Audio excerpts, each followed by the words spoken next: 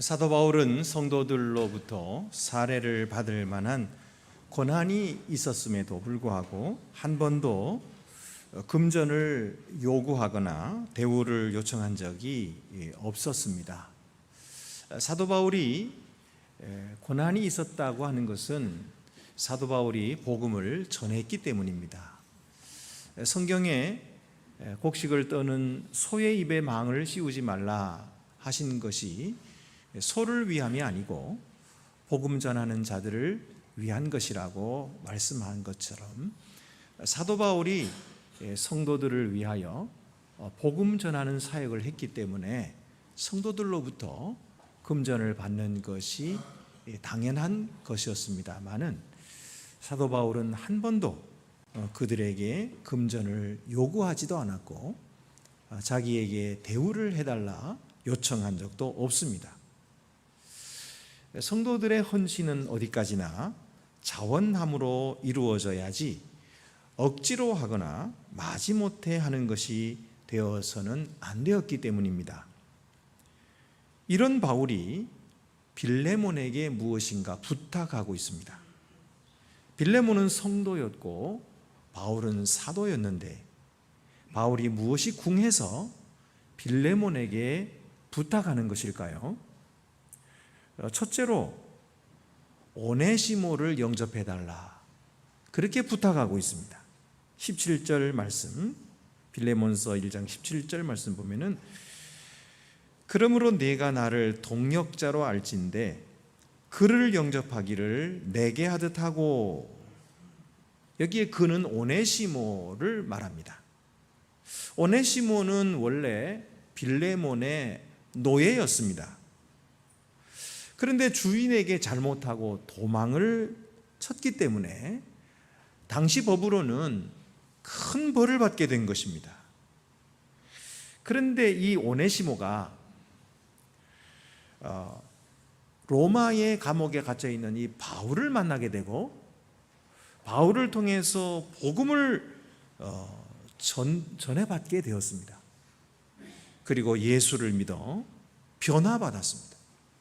생명을 얻을 뿐만 아니라 바울을 위한 아주 충성된 일꾼이 되어서 이제 바울에게는 없어서는 안 되는 그런 소중한 사람이 되었던 것이죠.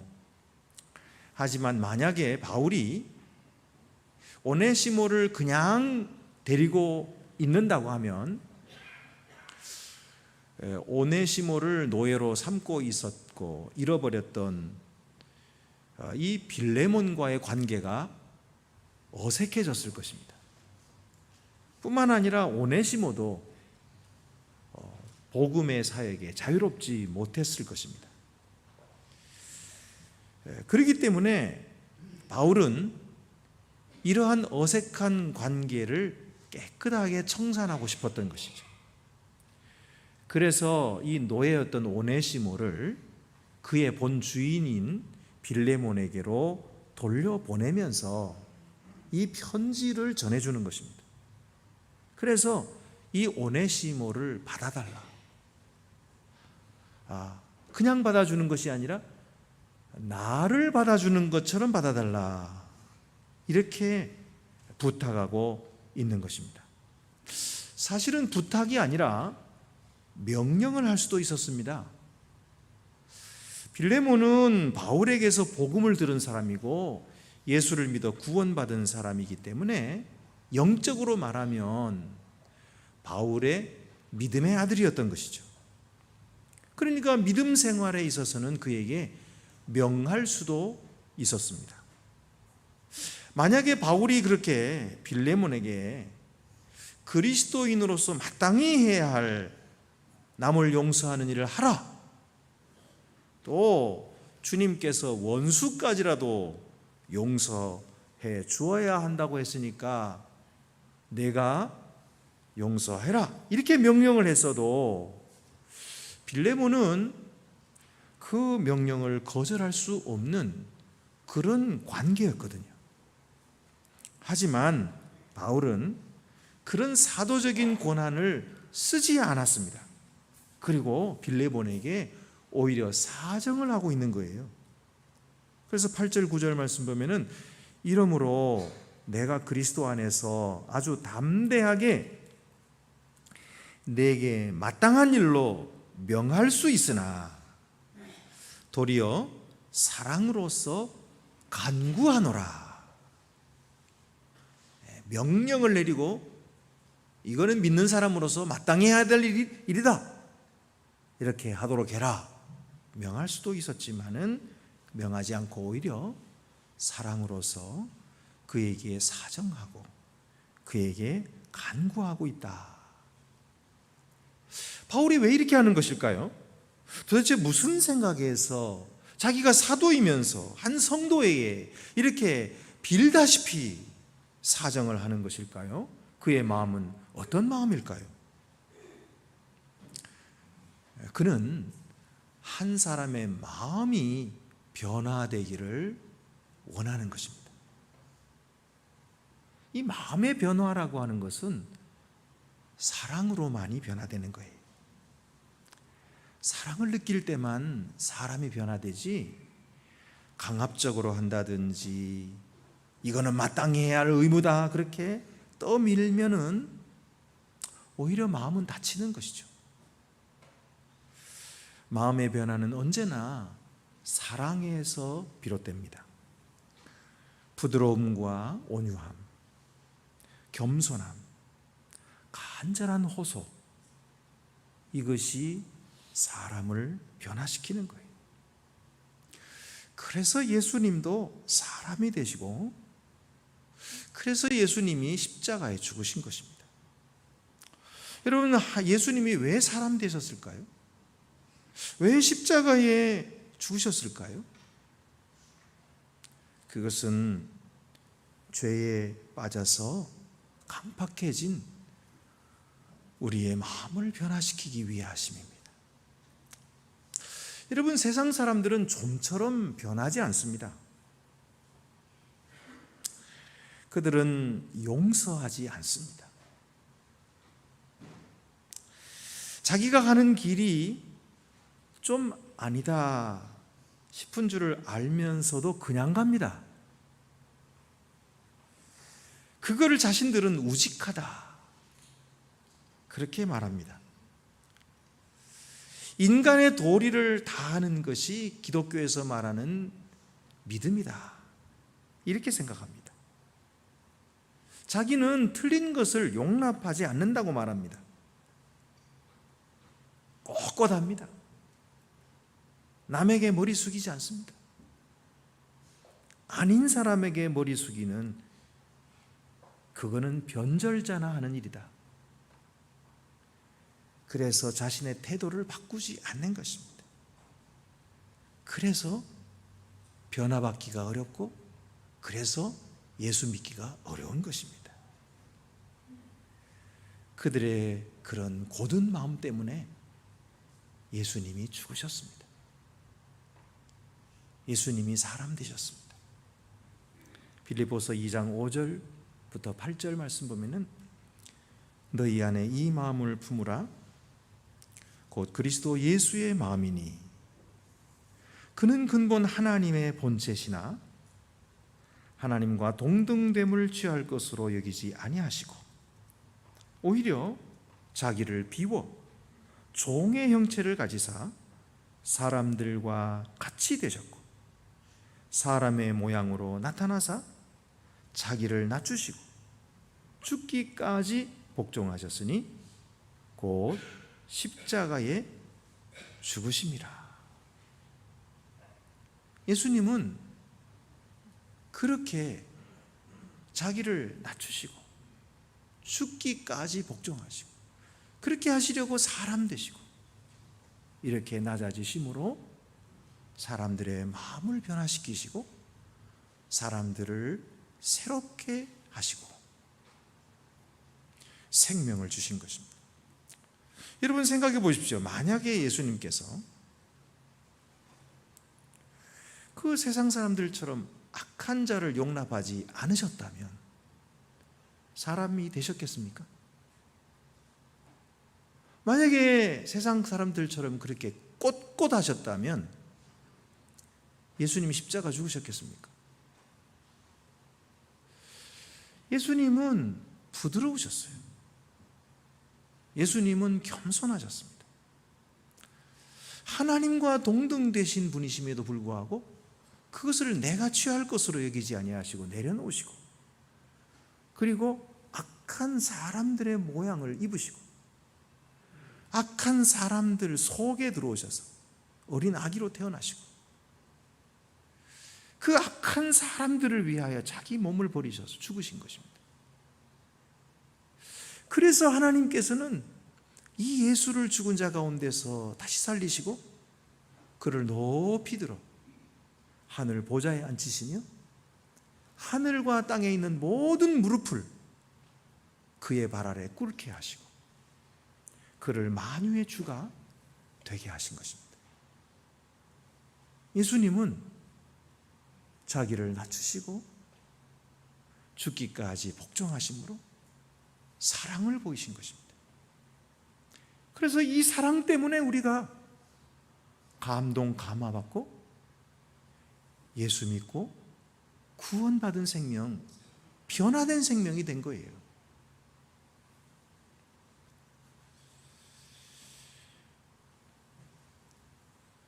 바울은 이 주님의 마음 때문에 자신도 감동받고 자신도 회개할 수 있었어요. 그리고 변화될 수 있었던 것입니다.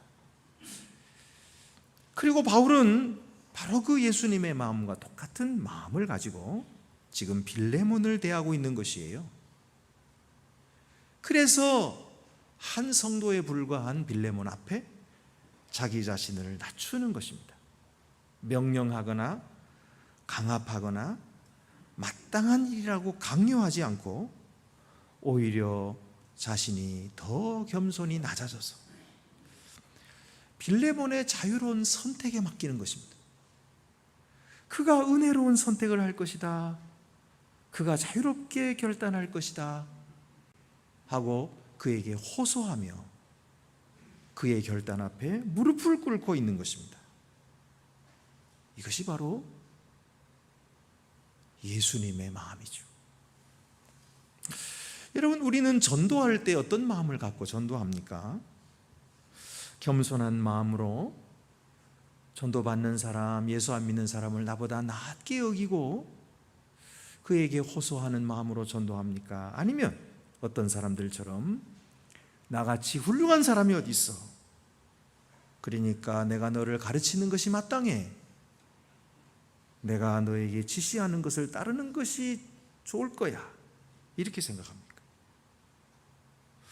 여러분, 우리는 지금까지 우리가 가지고 왔던 이 겸손한 태도를 끝까지 견지해야 될 줄로 믿습니다. 상대의 겉모양이 바뀌기를 원하는 것이 아니라 상대의 마음이 변화되기를 원하는 사람은 이렇게 주님의 마음으로 겸손히 다가가서 사정하고 부탁하는 것입니다. 그래서 사도 바울은 오네시모를 영접해달라 하고 부탁하고 있는 것입니다. 두 번째로 부탁하는 것은 오네시모가 진 빚을 자기 앞으로 계산해달라고 부탁합니다. 18절 19절에 그가 만일 내게 불의를 하였거나 내게 빚진 것이 있으면 그것을 내 앞으로 계산하라. 나 바울이 친필로 쓰노니 내가 갚으려니와 내가 이외에 내 자신이 내게 빚진 것은 내가 말하지 아니하노라. 이 말로 비추어 볼 때에 오네시모는 주인에게서 도망쳤을 뿐만 아니라 주인의 돈도 훔쳐간 것으로 보입니다. 이 돈으로 그는 로마까지 여행할 수 있었고 한동안 로마에서 살 수 있었을 것입니다. 그러나 로마 사회는 이 도망친 노예에 대해서 아주 잔인한 형벌을 가했고 때로 그 형벌을 받고 죽는 노예들도 있었습니다. 그렇기 때문에 바울은 지금 빌레몬에게 오네시모의 빚을 용서해달라. 또한 그것을 포함하는 어떤 매우 특별한 것을 구하고 있는 것입니다. 오늘 성경에 보면은 나 바울이 친필로 쓰노니 그랬는데, 아마도 바울은 그가 안지를 않고 있었기 때문에 잘 볼 수가 없어서 믿음의 아들 디모데에게 편지를 대필을 하도록 하고 있었을 텐데, 이 부분에 와가지고는 붓을 달라 해서 자기 자신이 친히 자기 이름을 씀으로써 오네시모가 진 빚을 자신이 반드시 갚을 것이라고 보증하고 있는 것입니다. 사실 바울은 감옥에 갇혀 있어야 할 정도로 가난한 사람이었습니다. 그런데도 오네시모의 이 재정적인 책임을 자기가 대신 지기로 했던 것입니다. 또한 이 일로 말미암아 빌레몬이 자기에게 개인적으로 빚진 것에 대해서도 말하지 않겠다, 이렇게 말합니다. 빌레몬은 바울의 전도 사역을 통해서 예수를 믿고 영적인 생명을 얻었기 때문에 바울에게는 영생을 빚진 자라고 말할 수 있을 것입니다. 그렇다면 오네시모가 빌레몬에게 진 빚은 여기에 비하면 아무것도 아니라고 볼 수 있을 것입니다. 그러나 바울은 네가 내게 진 빚은 내가 말하지 않겠다, 그렇게 말하고 대신에 오네시모가 너에게 진 빚을 나에게로 계산해다오 하고 부탁하고 있는 것이죠. 사랑이란 값을 지불하는 것입니다. 대가를 지불하지 않고 아무것도 주지 않는 그런 사랑은 없습니다. 입으로만 사랑하는 것은 참 사랑이 아니죠. 야고보서에도 말씀 보면은 헐벗은 사람을 보고 야, 춥겠다, 가서 좀 옷을 입어라, 따뜻하게 해라. 또는 굶주린 사람을 보고 야, 너 배고프겠다, 가서 음식을 좀 먹어라, 이렇게 말로 하는 것은 누구나 할 수 있습니다. 그것은 사랑이 아닙니다. 참 사랑은 헐벗은 자에게 옷을 가져다가 입혀주는 것이죠. 굶주린 자에게 먹을 것을 가져다가 먹여주는 것, 이것이 참 사랑이고 이것이 참 믿음이다. 이런 행함이 없는 믿음은 그 믿음 자체가 죽은 것이다. 그 믿음은 헛것이다, 이렇게까지 말하는 것이죠. 결국 참 사랑이란 값을 지불하는 것이, 예수님은 우리를 위해서 자신의 모든 것을 내주셨습니다. 자신의 몸을 내주실 뿐만 아니라 자신의 명예를 내주셨고 자신의 영광까지, 자신의 생명까지 다 우리를 위해서 내주셨습니다. 그러므로 그는 우리를 참 사랑하신 것입니다. 우리가 치러야 했을 우리의 죄값을 주님은 사랑으로 대신 치러주셨고, 우리가 우리의 죄로 말미암아 받아야 할 그 심판을 예수님은 대신 몸으로 받으시고 우리를 살려주신 것입니다. 이 얼마나 고맙고 송구스러운 일입니까? 이 말도 안 되는 사랑을 우리가 어떻게 받은 것입니까? 아니, 어떻게 보잘것없고 더럽고 추하고 천한 우리를 위해서 그 고귀하시고 그 거룩하신 몸이 대신 죽을 수가 있다는 말입니까? 말도 안 되는 이 사랑의 행위를 오늘 우리가 받았습니다. 그러니 늘 감사하고 늘 찬양을 드린다 해도 다 못 갚은 것입니다. 예수님께서는 너희가 거저받았으니 거저주라, 그렇게 하셨습니다. 여러분, 우리가 주님께로부터 거저받았습니다.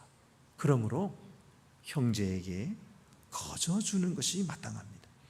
사랑도 거저주고 용서도 거저주고 친절도 거저줍시다. 대가를 바라지 말고 내가 이것을 줌으로써 나에게 뭐가 돌아올까? 사람들이 내가 주는 걸 보고 알아줄까? 이거 생각하지 말고 또 이걸 받는 그 형제가 받을 만한가? 자격이 있나 없나를 따지지 말고 그의 태도가 올바르면 내가 주고 그의 태도가 올바르지 않으면 내가 용서하지 않겠다 라고 하는 것은 그에게 노예되는 거예요. 그가 하는 행동에 따라서 내 행동도 바뀌어야 되니까 그의 노예죠. 이거는 주님이 주시는 참 자유가 아닙니다. 주님이 십자가 위에서 우리의 죄값을 치르시고 우리에게 주신 이 자유라고 하는 것은 우리를 진정으로 자유케 하는 것이에요. 우리가 어떤 사람에게도 매이지 않는 거예요. 그 사람이 잘하면 내가 주고 그 사람이 못하면 내가 안 주고 그 사람에게 매인 거예요. 우리는 그런 사람들이 아닙니다. 우리는 진정으로 자유한 사람입니다. 참된 자유가 있어요. 선을 행할 자유, 하나님께 순종할 자유, 그 자유가 있는 것입니다. 그러므로 우리는 자유롭게 그의 태도가 어떠하든 상관없이 사랑하고 그의 자세가 어떠하든 상관없이 용서하고 그리고 베풀어주는 것이죠. 이것이 참 사랑입니다. 이것이 바로 바울이 오네시모를 위해 한 일이고 그리고 주님께서 우리를 위해서 하신 일입니다. 그래서 바울은 오네시모가 진 빚을 내게 돌려다오 라고 부탁을 하는 것이죠. 세 번째 부탁은 이로 인해서 그리스도 안에서 내 마음이 평안을 얻게 해달라고 부탁을 합니다. 20절에 오 형제여 나로 주 안에서 너로 말미암아 기쁨을 얻게 하고 내 마음이 그리스도 안에서 평안하게 하라. 여기 오 형제여 라고 부르고 있어요. 이것은 빌레몬을 그냥 내가 지도해야 할 한 성도라고 보는 것이 아니라 그의 동역자로 보는 것입니다. 그의 한 형제로 보는 것입니다. 동등한 형제로 보는 것입니다. 그리고 그를 높여주는 것입니다. 뿐만 아니라 그리스도의 사랑을 함께 경험한 형제로 알아주는 것입니다. 그래서 그의 선택이, 그의 행동이 이제 이 그리스도의 마음을 나타낼 것이다. 그래서 그의 그 선택으로 말미암아 온 성도들이 함께 기뻐할 것이며 그를 본받게 될 것을 확신하는 가운데 그를 부르는 것입니다. 오 형제여. 여기 말씀에 내 마음이 그리스도 안에서 평안하게 하라 그랬는데 이 마음이라는 단어가 이미 7절에 쓰였었어요. 이 마음이라는 단어 헬라어로 스플락치나라고 하는 것인데 이 스플락치나라고 하는 이 단어가 세 번이 쓰이는데요. 7절에 쓰이고 그다음에 12절에 쓰이고 그리고 오늘 우리 20절에 쓰이는 거예요. 7절에는 뭐라고 쓰냐면 형제여 성도들의 마음이 너로 말미암아 평안함을 얻었으니 내가 너의 사랑으로 많은 기쁨과 위로를 받았노라. 이미 인사할 때 이런 말을 썼었어요. 그리고 또 중간에 12절에 가가지고도 내게 그를 돌려보내노니 그는 내 신복이라. 바로 이 오네시모를 가리키면서 그는 내 신복이라 할 때에 바로 나의 마음이다. 같은 단어를 쓰고 있어요. 나의 심정이라는 그 뜻이. 그리고서는 20절에 와서 다시 또 이 말을 쓰면서 이제 주께서 이미 빌레몬의 삶에 행하신 그 마음을 평안케 하시는 그 일이 이제 오네시모와의 관계에서 현실이 되게 해달라고 그렇게 부탁하고 있는 것이죠. 그것을 구하고 있는 것입니다. 사실 도망친 노예를 용서하고 받아들이는 것은 당시에 상식으로 맞지 않는 일입니다. 이건 상식도 아닌 것이죠. 하지만 바울은 빌레몬이 자기 자신의 부탁을 분명히 들어줄 것을 믿어 의심치 않았어요. 확신했습니다. 그리고 그 이상의 일도 할 것이다. 그게 뭘까요? 성경에는 적혀져 있지 않지만 그것은 아마도 노예를 풀어주는 일이었을 거예요. 그리고 형제로 받아주는 일이었을 것입니다. 그런데 그것도 분명히 행할 것이다 하고 믿어 의심치 않았던 것입니다. 여러분, 이런 부탁을 들은 빌레몬은 어떻게 했을까요? 오네시모를 받아주었을까요? 아니면 거절하고 용서하지 않았을까요? 어떤 결정을 내렸는지는 성경이 말하고 있지 않습니다. 기록되지 않고 있습니다. 그러나 빌레몬의 마음은 우리가 추측할 수 있어요. 어쩌면 그는 바울이 아무리 이런 간곡한 말로 부탁을 했어도 오네시모가 자기에게 행한 일, 이 배신한 일로 말미암아 너무 마음에 깊은 상처를 받았기 때문에 용서할 수 없었을지도 모릅니다. 그래서 바울의 요청을 거절했을 수도 있습니다. 어쩌면은 바울이 요청하니까 할 수 없이 들어주긴 했을 거예요. 겉으로는 받아주는 척하고 친한 척 했지만 속으로는 분노를 가지고 있었고 그것을 숨기고 있었을지도 모릅니다. 만약 그랬다면은 그 위선이 그가 속한 공동체를 파괴했을 것입니다.